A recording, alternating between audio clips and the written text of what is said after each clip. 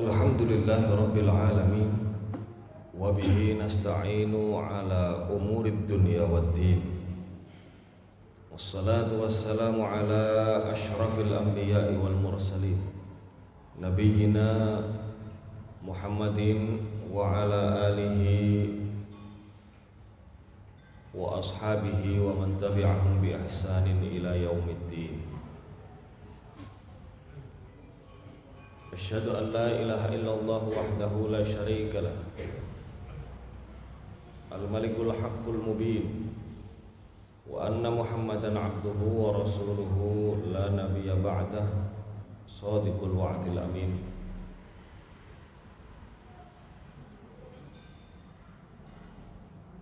Ma'asyiral muslimin rahimakumullah, usikum wa nafsi bitaqwallah faqad fazal muttaqun. Liqaulihi ta'ala, a'udzu billahi samii'il 'aliim minasy syaithaanir rajiim. Ya ayyuhalladzina amanu taqullaha haqqa tuqatih wa la tamutunna illa wa antum muslimun. Walidzalika qala Nabiullah Muhammad sallallahu alaihi wa alihi wasallam, ittaqillaha haitsu ma kunt wa atbi'is sayyi'atal hasanata tamhuha wa khaliqin nasa bi khuluqin hasan. Al-hadits atau kama qala. Jamaah sidang Jumat yang dirahmati oleh Allah, puji syukur hendaklah senantiasa kita sampaikan kepada Allah Subhanahu wa taala melalui hati kita, melalui lisan kita, dengan memperbanyak zikir kepada Allah dan dengan manifestasi perbuatan kita, dengan mendayagunakan apapun yang Allah Subhanahu wa taala berikan sebagai bekal untuk mencari kehidupan yang baik di akhirat nanti. Salawat serta salam mudah-mudahan Allah senantiasa limpahkan kepada Nabiullah Muhammad sallallahu alaihi wasallam. Bagaimanapun 22 tahun lebih sedikit perubahan yang beliau bawa menjadikan beliau sebagai tokoh nomor 1, pemimpin paling berpengaruh yang merubah wajah jahiliyah masyarakat Arab pada waktu itu menjadi masyarakat yang unggul dalam segala bidang hanya dalam waktu 22 tahun. Tentu yang demikian itu karena pada diri Rasulullah sallallahu alaihi wasallam ada 2 sifat yang terkumpul. Yang pertama tentu saja soleh. Dalam sebuah riwayat, ketika Rasulullah ditunjukkan beberapa orang tamu dari para sahabat beliau tentang amal-amal mereka, apa kata Rasulullah? Sesungguhnya aku adalah orang yang paling bertakwa di antara kamu. Tapi aku juga berpuasa, aku juga tidak berpuasa. Aku juga berbuka. Aku juga tidur, aku juga sholat. Aku juga berkeluarga.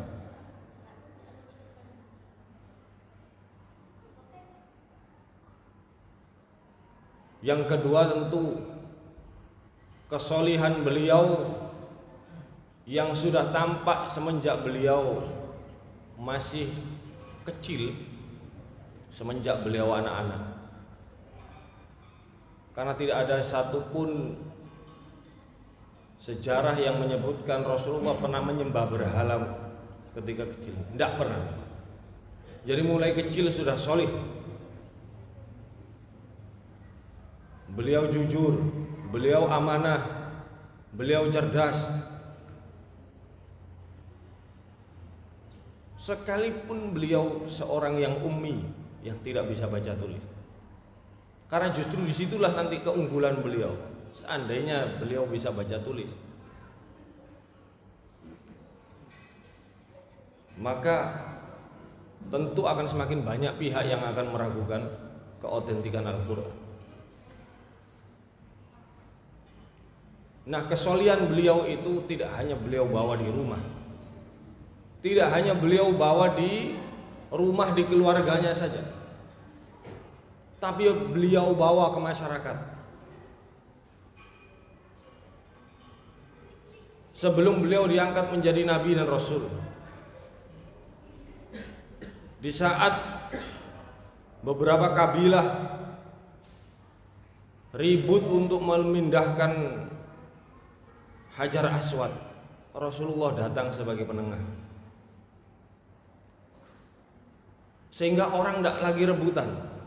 Dengan apa? Dengan meletakkan sorban beliau, kemudian batunya diletakkan di atas sorban beliau, kemudian diangkat bersama.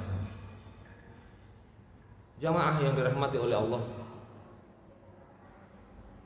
kesolihan beliau manifestasikan melalui apa? Melalui muslih. Maka kalau kita membahas perkara solih dan muslih,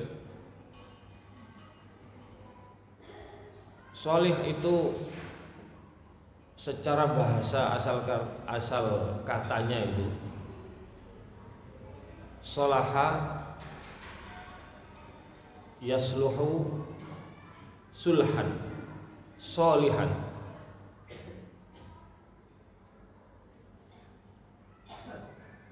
Artinya apa? Baik. Artinya baik. Tapi kalau muslih, wazannya adalah aslah yuslihu islahan muslih. Apa artinya? Memperbaiki. Jadi tidak hanya kemudian ketakwaan beliau hanya beliau letakkan di rumah saja. Ketakwaan beliau tidak hanya beliau letakkan di masjid saja, tapi dibawa Pak ke masyarakat. Oleh sebab itu berapa banyak hadis yang menyebutkan bagaimana menghormati tamu, bagaimana menghargai tetangga. Kenapa? Karena Rasulullah itu orang yang paling bagus sosialnya. Bahkan disebutkan dalam satu hadis, karena Rasulullah huwa ajwadan nas. Rasulullah itu orang yang paling dermawan. Dermawannya itu mengalahkan tiupan angin. Kalau diminta tidak pernah menolak, langsung kasih. Padahal beliau sendiri dalam kondisi lapar, bahkan sampai mengikat perutnya dengan batu untuk menahan rasa lapar. Rasulullah orang paling dermawan, orang yang paling bagus sosialnya. Begitu pula kalau kita lihat dalam perjalanan sahabat yang membersamai Rasulullah semenjak periode dakwah secara sembunyi-sembunyi. Abu Bakar, siapa yang membebaskan para budak pada waktu itu? Abu Bakar salah satunya. Siapa yang paling banyak menyumbangkan hartanya? Abu Bakar salah satunya. Ada Utsman bin Affan, ada Abdurrahman bin Auf, semuanya baik sosialnya. Jadi kalau sudah berbicara mengenai muslih, maka tidak boleh kesolihan kita hanya kita tinggal di rumah. Tidak boleh kesolihan kita hanya kita simpan di dalam diri kita. Terlebih di era saat ini ketika semakin banyak perbedaan, kemudian banyak dari kita mungkin atau dari saudara-saudara kita yang mengatakan, ya sudahlah itu kan amalannya yang bersangkutan, kita tidak bisa ikut-ikut, kita tidak mencampuri urusan orang. Gara-gara itu kita tidak mau mencampuri urusan orang, seolah-olah kemudian apa yang dahulu dicita-citakan termasuk oleh pendahulu kita, Kiai Haji Ahmad Dahlan, Tentang apa? Amar ma'ruf nahi mungkar. Karena muslih dengan amar ma'ruf nahi mungkar itu tidak bisa dipisahkan. Satu kesatuan. Kalau kita mengaku berbuat baik, kita mengaku menjadi golongan yang memperbaiki, maka tidak boleh lepas dari amar ma'ruf nahi mungkar. Menganjurkan orang, mengingatkan orang agar tidak begini, agar tidak begini, agar jangan begini. Beberapa puluh tahun yang lalu, beberapa tahun yang lalu mungkin masuk di alam bawah sadar kita. Jangan pernah mengatakan kepada anak kalimat jangan, ganti saja. Seolah-olah itu satu kalimat negatif yang akan berdampak pada mentalitas anak. Tapi lihat sekarang, remaja-remaja saat ini semuanya serba permisif. Kenapa? Karena justru Allah Subhanahu wa taala mengajarkan instruksi yang pendek-pendek, yang singkat-singkat tapi jelas. Jangan. Kalau urusan ini jangan. Stop. Itulah kenapa banyak larangan di dalam Al-Qur'an. Itu dalam rangka mengatur, dalam rangka memperbaiki hidup kita. Tidak kemudian atas dasar itu dari para ahli psikologi, mohon maaf, sehingga kita tidak mau mengungkapkan kata jangan kepada anak. Sehingga ketika mereka besar seolah-olah tidak ada sekat di dalam kehidupan mereka. Serba permisif, segalanya serba boleh. Kenapa? Kita tentu ingat, harus kita flashback kepada diri kita. Bagaimana kita kecil dulu. Jangan nak, ojo le. Stop le.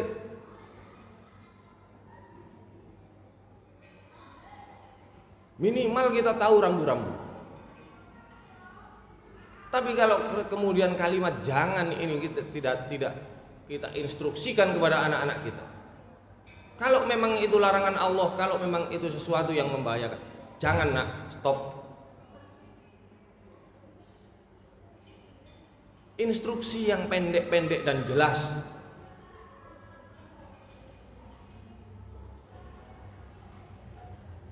Jangan memaksa anak ke masjid, tidak perlu memaksa anak untuk berbuat kebaikan. Kita dulu kalau tidak dipaksa oleh orang tua kita, kalau tidak diseret tangan kita oleh orang tua kita, oleh kakek kita, boleh jadi kita akan bermain seharian di luar. Tapi karena kita diseret, ayo nak ke masjid, ayo nak ke masjid. Kalau tidak ke masjid kita beri hukuman. 20 tahun kemudian, 30 tahun kemudian, inilah hasilnya. Kalimat Allah masih bisa dikumandangkan sehari 5 kali. Pengajian rutin bisa diadakan setiap kali. Tapi kalau sudah rasa anjuran kita, perintah kita terhadap anak untuk ke masjid ini kita kendorkan, hanya karena mungkin teori-teori yang sesungguhnya kalau itu diteliti belum tentu sesuai dengan ajaran Islam. Ada amar ma'ruf, ada nahi mungkar, jelas itu.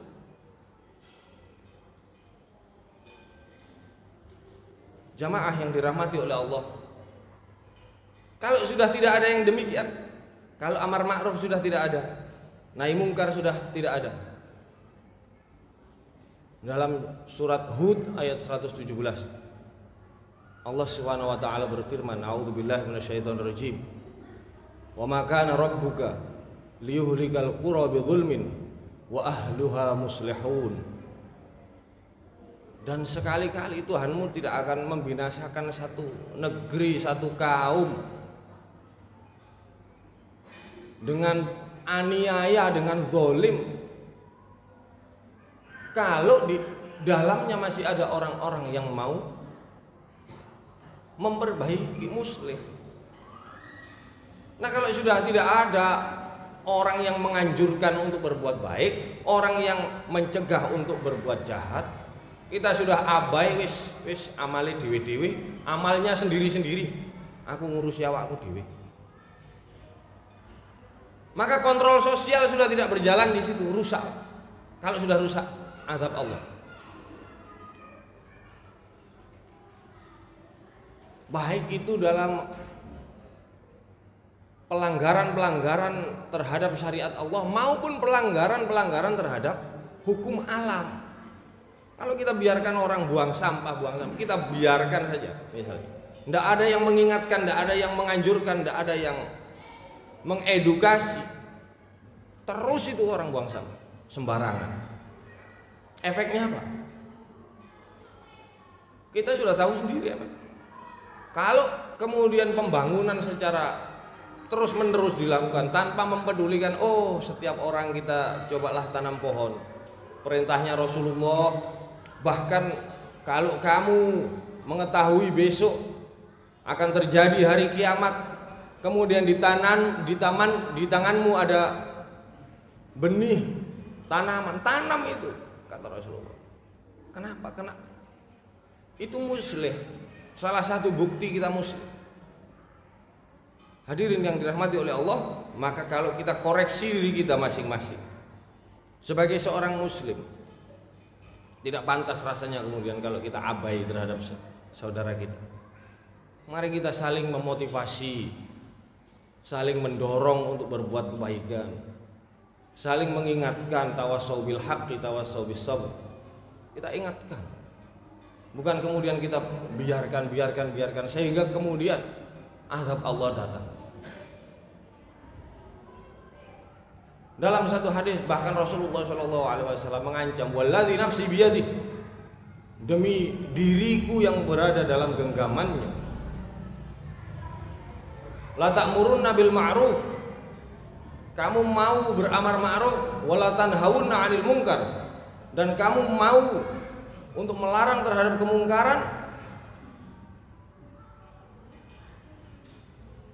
atau kalau kamu sudah tidak berbuat demikian, Allah sudah tidak akan mempedulikan kalian. Allah akan menimpakan iqaban, menimpakan azab kepada kalian. Tsumma tad'unahu falam yustajabulah, kata Rasulullah. Kemudian kamu memohon kepada Allah, berdoa, kemudian Allah sudah tidak mau mengabulkan doa kalian. Maka kontrol sosial. Menjadi solih itu kewajiban. Menjadi muslih itu juga kewajiban. Satu kesatuan tidak boleh dipisah. Kalau solih itu urusannya dengan pribadi masing-masing. Tapi kalau muslih itu harus berjamaah. Itu harus bersama-sama, dilakukan bersama-sama. Sehingga tidak hanya tentang syariat Allah saja, atau sebaliknya tidak hanya tentang urusan duniawi saja, tentang lingkungan saja, tapi kedua-duanya. Karena status kita satu sebagai Abdullah, hamba Allah. Kalau sudah bicara mengenai hamba Allah, maka kewajiban kita adalah patuh dan tunduk kepada Tuhan kita Allah. Kemudian yang kedua, sebagai khalifatullah, sebagai wakil Allah di muka bumi, untuk apa? Menjaga keseimbangan alam. Maka umat Islam tidak hanya kemudian fokus pada dirinya sendiri-sendiri, wis tak apiki awakku dhewe-dhewe, kak ngereken urusane wong. Kalau sudah seperti itu, satu saat tunggu kehancuran. Sama halnya ketika kita naik perahu yang diibaratkan oleh Rasulullah. Kalau ada satu orang yang melubangi buat kerusuhan di perahu, kemudian penumpangnya yang lain tidak ada yang mengingatkan, tenggelam semua itu.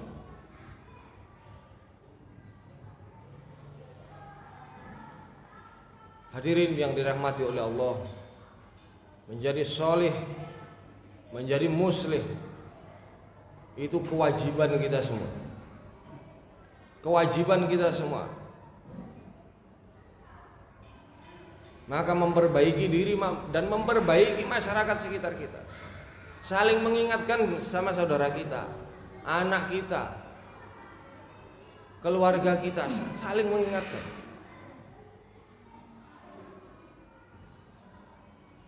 Karena sesungguhnya itulah prinsip dari dakwah.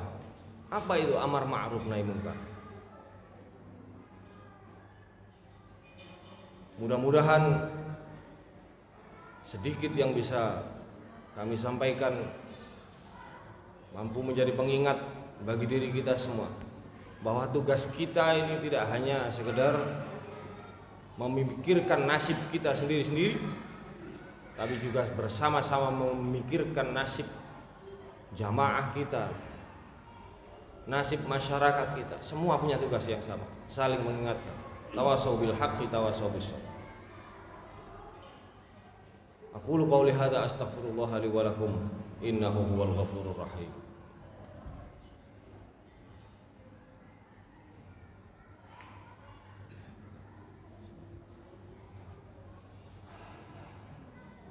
Alhamdulillahilladzi hadana li hadza wa ma kunna linahtadiya laula an hadana Allah.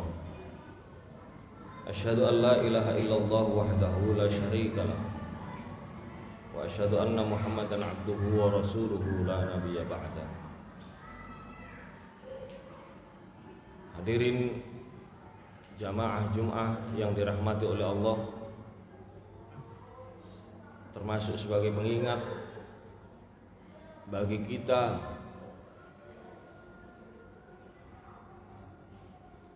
agar senantiasa mempedulikan urusan sesama kita, peduli terhadap sesama, simpati dan rasa empati kita, termasuk dalam urusan memilih pemimpin, memilih penguasa, memilih wakil kita. Dulu, mohon maaf, kita pernah punya pemimpin di kota ini. Ketika datang hari jadi yang diundang orkes, tentu kita sudah bisa menakar, menimbang ini perbuatannya muslih apa mufsid, ini perbuatan memperbaiki atau merusak. Sudah bisa nimbang. Alhamdulillah,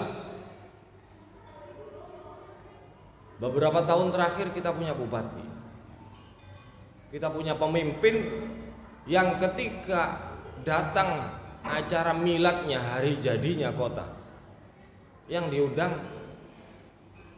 ulama, habib, acaranya pengajian. Tentu kita sudah menimbang, bisa menimbang dari situ. Efek kita mau terlibat dalam urusan memilih pemimpin, maka harus kita pertimbangkan itu. Kita harus punya pertimbangan itu ketika kita mau memilih.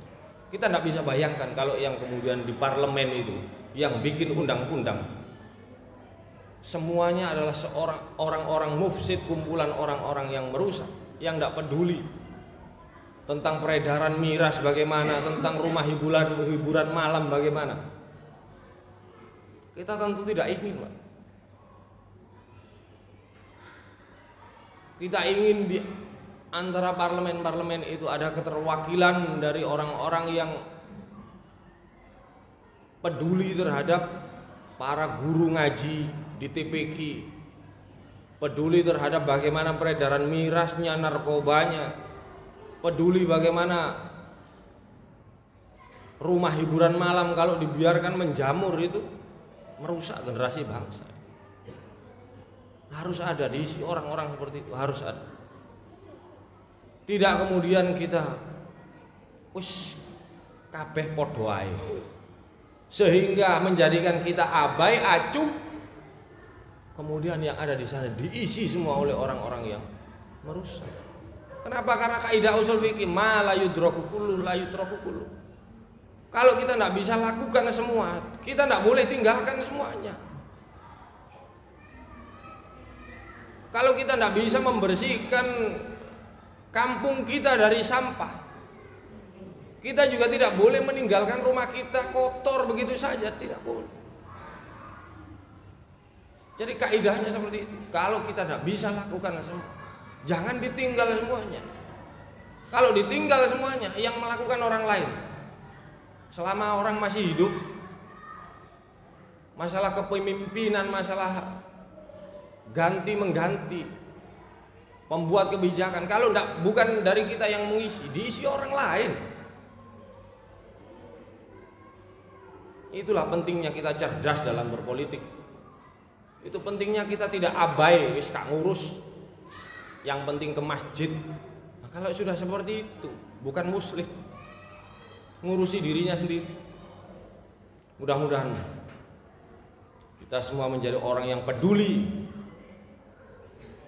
baik terhadap diri kita, keluarga kita, terhadap masyarakat kita, termasuk terhadap berlangsungnya agama Allah, aturan Allah di muka bumi. Agar apa? Cita-cita prinsip dakwah amar ma'ruf nahi mungkar itu bisa terus menerus kita ambil bagian. Mari kita berdoa kepada Allah, bermunajat kepada Allah. Mudah-mudahan Allah membimbing kita dalam setiap langkah kita, memberikan petunjuk kepada kita, memberikan keteguhan hati, kekuatan kaki dan pundak-pundak kita untuk senantiasa memperjuangkan agama Allah, memperjuangkan saudara-saudara kita, masyarakat kita, sehingga kita termasuk golongan orang-orang yang saleh dan muslim. A'udzubillahi minasyaitonir rajim. Bismillahirrahmanirrahim. Hamdan na'imin, hamdan syakirin, hamdan yuafi ni'amahu wa yukafi'u mazidah. Ya Rabbana lakal hamdu kama yanbaghi li jalali wajhikal karim wa 'azimi sultanik.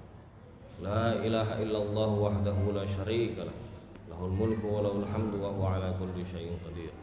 Allahumma salli wa sallim wa barik ala Muhammad wa ala alihi wa ashabihi walhamdulillah rabbil alamin. Allahumma ighfir lil muslimina wal muslimat wal mu'minina wal mu'minat al ahya'i minhum wal amwat innaka sami'un qaribun mujibud da'wat ya qadiyal hajat. Rabbana zalamna anfusana wa illam taghfir lana wa tarhamna lanakunanna minal khasirin. Rabbana la tuzigh qulubana ba'da idh hadaytana wa hab lana min ladunka rahmah innaka antal wahhab. Rabbana ighfir lana wa li ikhwanina alladhina sabaquna bil iman wa la taj'al fi qulubina ghillan lil ladzina amanu rabbana innaka ra'ufur rahim. Rabbana ighfir lana wa li walidina warhamhum kama rabbawna shighara warhamhum kama rabbawna shighara. Rabbana hab lana min azwajina wa dhurriyyatina qurrata a'yun waj'alna lil muttaqina imama. Rabbana ja'alna muqimina shalah wa min dhurriyyatina rabbana wa taqabbal du'a. Allahumma sallim ikhwanana fi Palestin. Ya Allah, ya Tuhan kami, selamatkanlah saudara-saudara kami khususnya yang ada di Palestina. Catatlah mereka sebagai syuhada, sebagai orang-orang yang mati syahid di jalan-Mu ya Allah. Hanya itu yang bisa kami berikan kepada mereka ya Allah, karena mereka adalah saudara kami, penderitaan mereka adalah penderitaan kami. Selamatkan mereka, selamatkan saudara-saudara kami di negeri-negeri yang lain yang mengalami penindasan ya Allah. Biyadikal khair, sesungguhnya hanya di tangan-Mu lah sebagai segala kebaikan. Rabbana atina fid dunya hasanah wa fil akhirati hasanah wa qina adzabannar. Allahumma taqabbal minna innaka antas samiul alim wa tub alaina innaka antat tawwabur rahim. Subhana rabbika rabbil izzati amma yasifun. Salamun alal mursalin walhamdulillahi rabbil alamin. Aqimis salat.